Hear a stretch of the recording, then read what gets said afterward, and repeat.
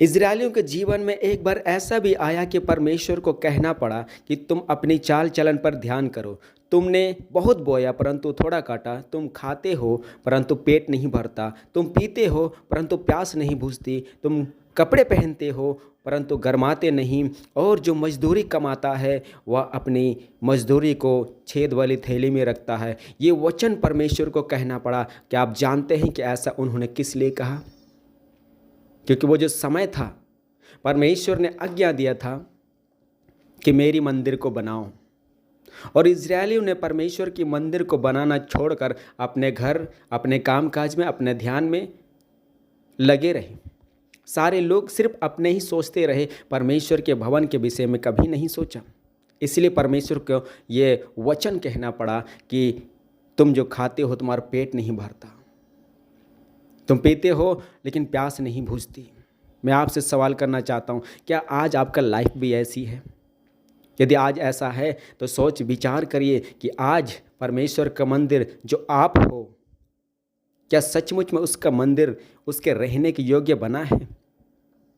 कहीं आज भी उसका मंदिर जो आप हो, ये मंदिर टूटा हुआ तो नहीं है? अगर ऐसा है तो इस मंदिर को मरम्मत करिए। यदि आप नहीं कहते हैं तो परमेश्वर आज भी आपसे ये कहता है कि सबसे पहले मेरे मंदिर का निर्माण करो जो तुम हो।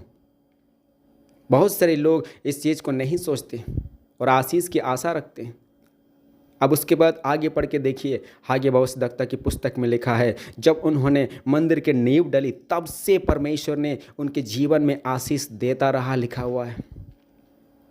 आज लोगों के जीवन में प्रार्थना का जीवन नहीं, आज्ञाकारिता का जीवन नहीं, वचन नहीं है।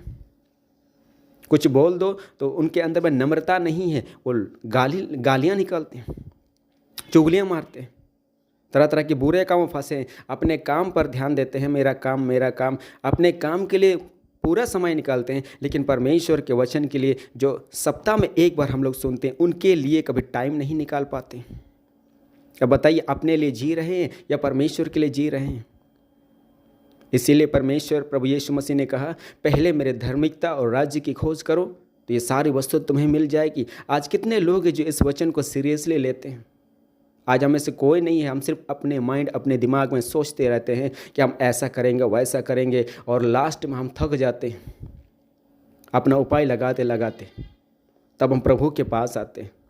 इससे पहले कि हमारा जीवन में और ही गड़बड़ियाँ आ जाए, प्रभु के इस वचन पर ध्यान दीजिए कि उसका मंदिर जो आप हो उसको तैयार करिए। कहीं ऐसा ना हो कि आपको लौदकिया के कलीसिया के समान कहे कि मैं बाहर से खड़ा हूँ और खटखटा रहा हूँ, द्वार खोल मैं भीतर आऊँगा। कई लोगों ने आज परमेश्वर को अपने हृदय से बाहर कर दिया और आज उनके हृदय में खटखटा रहा है कि कब द्वार खोलेगा और मैं भीतर आऊँगा। इसीलिए मन फिराइए और परमेश्वर के मंदिर को ठीक करिए, तभी आपके जीवन में आशीषों को आप देखने पाएंगे।